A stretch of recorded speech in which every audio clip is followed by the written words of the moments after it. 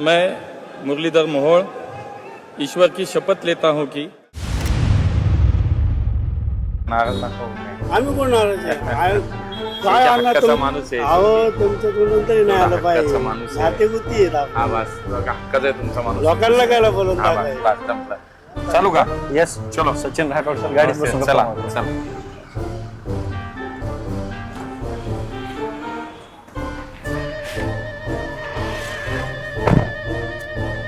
आवाज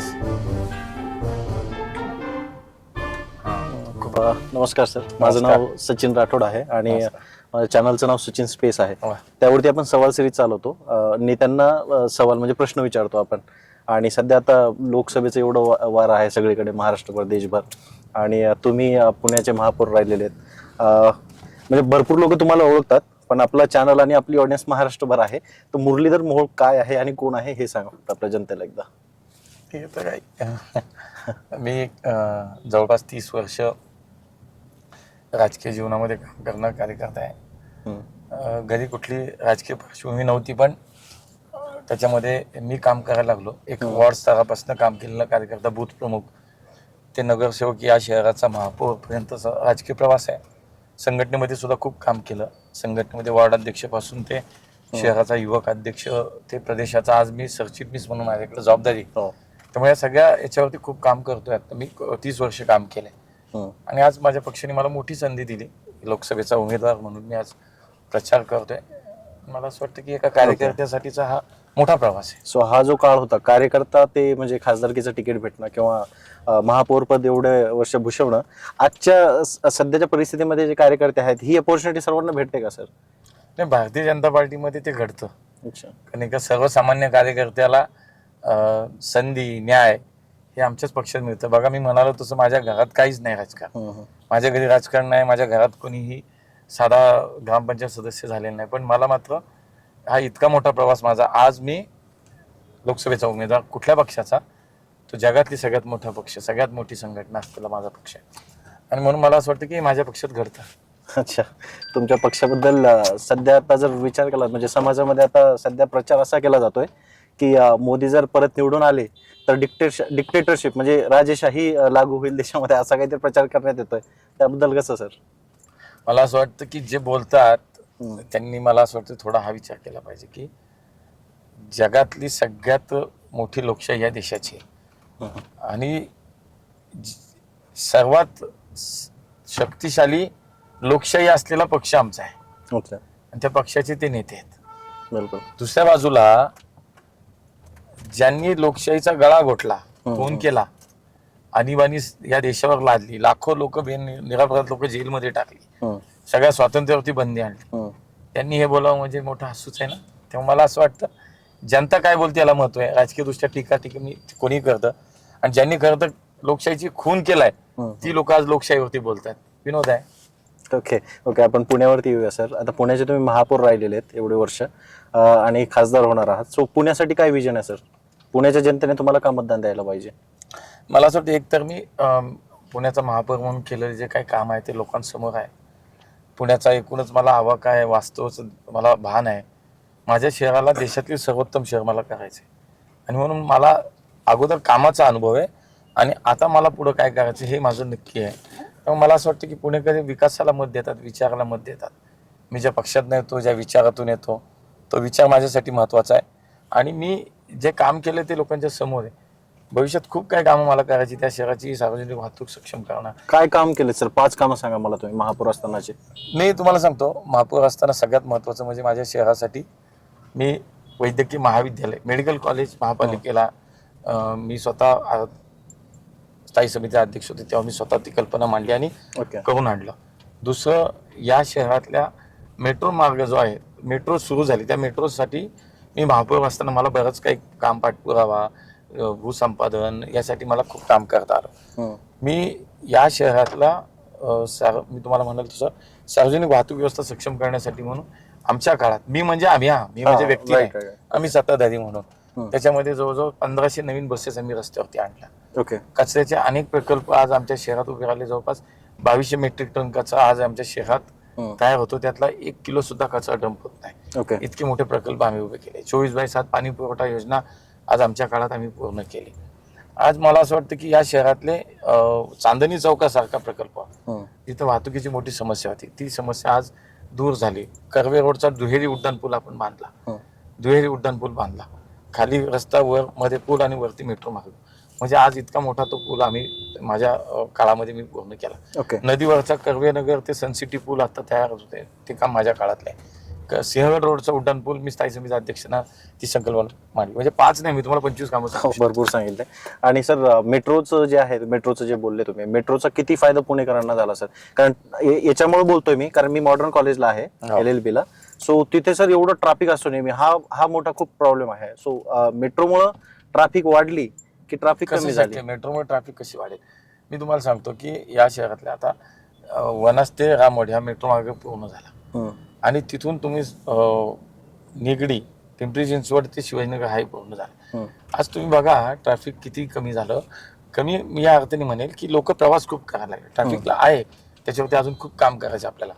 हा जो मेट्रो मार्ग आहे, अजून 2 मेट्रो मार्ग 90% काम पूर्ण झालं, ते पूर्ण होतंय. अजून काही मेट्रो मार्गाचा आम्ही विचार केला, त्यामुळे मेट्रो या शहरासाठी एक वरदान असणार आहे. आज एकच मार्ग चालू आहे, त्यामुळे आता पुढचे मार्ग जसे जसे चालू होतील तसं तसं खऱ्या अर्थाने या शहरातल्या वाहतुकीचा प्रश्न संपेल, वाहतुकीचा प्रश्न मार्गी लागेल. अशा पद्धतीचं कामाचं नियोजन आमचं सुरू आहे. ग्रेट. शेवटचे 1-2 प्रश्न आहेत सर. पुण्याने सर्व महाराष्ट्राला एक कल्चर दाखवलं, म्हणजे विरोधक सर्वजण जेवढे पण मेंबर ऑफ पार्लमेंट खासदारकीच्या रेसमध्ये आहेत, तुम्ही सर्वांनी एक मीटिंग किंवा पत्रकार परिषद घेऊन तुम्ही ते कल्चर महाराष्ट्राला दाखवलं. नाहीतर महाराष्ट्रामध्ये एकमेकांचा विरोध म्हटल्यानंतर खूप अशी टीका केली जाते. सो तुमचं काय विचार आहे या पॉलिटिक्स वरती सर?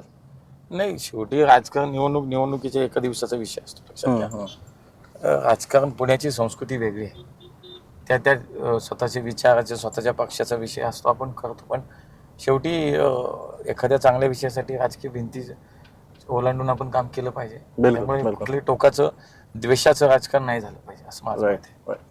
सो पुण्यामध्ये सध्या तुमचा सर्वात मोठा विरोधक तुम्हाला कोण वाटतो, कॉम्पिटिटर कोण वाटतं? नाही, मला विरोधक म्हणून मी विरोधक म्हणून बघतच नाही, कॉम्पिटिटर म्हणून मला असं वाटतं की शेवटी ही निवडणूक लोकांची आहे, लोक ठरवतील. आणि मला असं वाटतं लोक आमच्या बरोबर आहेत. पुणेकरांनी ठरवलंय पुन्हा मोदीजींना प्रधानमंत्री करायचंय. मोदीजींचं एक मत हे पुण्यातून जाणं शेवटी महायुतीचं असणार आहे. मला असं वाटतं माझा विजय निश्चित आहे. निश्चित आहे. कॉन्फिडन्स म्हणा की ओव्हर कॉन्फिडन्स? कॉन्फिडन्स आहे, कॉन्फिडंट आहे मी. ओके. आणि तुमचे जे विरोधक आहेत, धंगेकर साहेब झाले आणि वसंत मोरे, यांच्यासोबत तुम्ही काम केलंय सर. सो पर्सनली कसे लोक आहेत ते? नाही, ते शेवटी आम्ही एकत्र काम केलं अनेक वर्ष. माझी अपेक्षा आहे तुम्ही थोडीफार टीका केली पाहिजे म्हणून विचार. नाही, माझा स्वभावच नाही. मी पहिल्या दिवशी सांगितलं की निवडणूक नसती तर मी एकमेकाविषयी काही बोलू, पण निवडणुकीत मी ठरवलं मी कुणावरती व्यक्तिगत टीका नाही करणार, वैयक्तिक टीका कुणावर करणार नाही. कारण तो लोकांना ते नको आहे ना. तुम्ही तुमच्यात एकमेकात भांडत बसणार, लोकांना काय घेणं? बिलकुल. लोकांना हे हवंय की तुम्ही काय काम करणार आहात, तुम्ही काय पुण्याचा विकास करणार, तुम्ही पुण्यासाठी काय केलंय. मला असं ते बोललं पाहिजे. आम्ही व्यक्तिगत टीका नाही केली पाहिजे एकमेकांवरती, त्याची आवश्यकता नाही. राईट. आउट ऑफ कंटेक्स्ट एक प्रश्न विचारतो सर, म्हणजे पुण्यामध्ये तर त्याचा काही इफेक्ट जाणवला नाही मला. सध्या महाराष्ट्रामध्ये मराठा आणि ओबीसी हा एक म्हणजे खूप असा राजकीय पॉइंट बघितला जातो सर. आणि याचा परिणाम पण मराठवाडा रिजन किंवा विदर्भ साईड तिकडे खूप झालेला आहे. कारण मराठा आणि ओबीसी असं म्हणतात की एकमेकांना मतदान नाही द्यायचं. मला वाटतं निवडणूक कधी राजकीय जातीवरती कधी गेली नाही, लढली गेली नाही. मला वाटतं आता पुण्याची निवडणूक तशी नाही होणार. पुणे कमी म्हणाल नव्हतं सर, ते कामाला मत देतात, ते विकासाला मत देतात. तर मला नाही वाटत की असं काही पुण्याच्या निवडणुकीत कुठलं चित्र आहे, आणि कधी नव्हतं, आताही नसणार. ग्रेट. आता म्हणजे आउट ऑफ पॉलिटिक्स बोलूया आपण. तुम्हाला कोणत्या गोष्टीची आवड आहे सर राजकारणाच्या व्यतिरिक्त? नाही, मला खेळाची आवड आहे, कारण मी स्वतः कुस्ती खेळली आहे. मी खेळली कुस्ती सर? हो, मी स्वतः कुस्ती खेळलो, मी पहिलवान होतो. आणि मला क्रिकेट आवडतं, कुस्ती आवडतं मला खेळामध्ये. आणि तसं थोडंसं नाही म्हटलं तरी थोडं साहित्य कला क्षेत्रातही मला. बरं, ते कुस्तीचा आखाडा आणि हा राजकीय आखाडा याच्यामध्ये कसं वाटतं तुम्हाला? कोणतं सोपं आहे किंवा कोणतं जिंकण्यासाठी तुम्हाला असं इझी वाटतंय? मला अनुभव आहे, तेव्हा मला असं वाटतं मी कुस्तीचा आखाडा मारलाय, राजकीय आखाडा पण मारला. क्या बात आहे. समोरच्या पैलवानांवरती पण डिपेंड आहे सर, ते किती तयारी करून येतात. माझ्याकडे अनुभव आहे, त्यामुळे मी आखाडा तोही मारलाय आणि हाही मारणार. ओके. अजून एक शेवटचा प्रश्न सर, तुमचं गाव कोणतं? मुळशी तालुका माझा, इथून 20 किलोमीटरवरती माझं गाव आहे मोठा म्हणून. महाराष्ट्रातल्या प्रत्येक माणसांना मुळशी माहिती आहे, कारण ते मुळशी पॅटर्न. सो मुळशीमध्ये सर अशा कोणत्या घटना घडल्या होत्या त्या काळामध्ये? काही लोक गुन्हेगार झाले आणि काही लोक कुस्ती नाही खेळून नाही पुण्याच्या काय आहे? प्रतिनिधी करण्याच्या त्या रेस पर्यंत आले. मुळशीची खरी नावं खरी ओळख तर माहितीच नाही असं मला वाटतं. मुळशीमध्ये कुस्तीची परंपरा फार मोठी आहे. ओके या मुळशी तालुक्यानं राज्याला देशाला खूप मोठे पैलवान दिले, ओके ज्यांनी महाराष्ट्र केसरी पैलवान झाले, जे आशियाई स्पर्धेत खेळले, जे राष्ट्रकुल स्पर्धेत खेळले, असे पैलवान मुळशी तालुक्यात दिले. मुळशी तालुक्याला राजकीय वारसा मोठा आहे. ओके मुळशी तालुक्यात जिल्ह्याचे खूप नेते होऊन गेले. मामासाहेब मोहे जिल्ह्याचे नेते होते, 3 वेळा ते आमदार झाले. अशोक मोहे खासदार झाले, आमदार झाले. नानासाहेब नवले या मुळशीतून आले, ते खासदार होते. हो महाराष्ट्र राज्य कुस्ती परिषदेचे कार्याध्यक्ष अनेक वर्ष होते.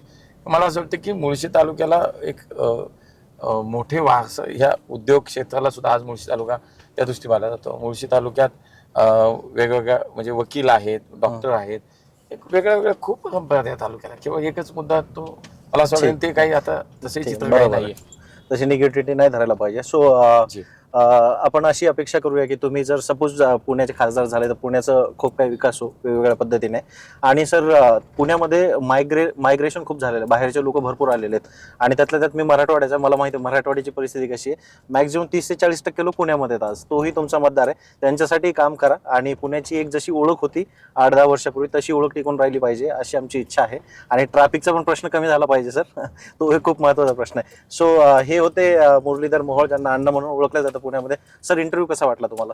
एकदम मस्त झाला, छान झाला, कॅज्युअल झाला सर? एकदम एकदम चांगला ह्याच्यात झाला, काहीच विषय नाही. ओके असं हसत खेळत झालं काय वाटत.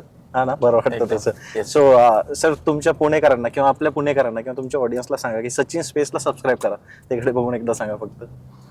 माझी आज चांगली मुलाखत आमच्या सचिननी घेतली, त्यामुळे सचिन स्पेस हे जे काही YouTube चॅनेल आहे त्याला सगळ्यांनी सबस्क्राईब करा. Thank you so much sir, thank you so much. आपण नाही भेटलो, नाही बोलणं झालं तरी एकमेकांसोबत आहोत आपण.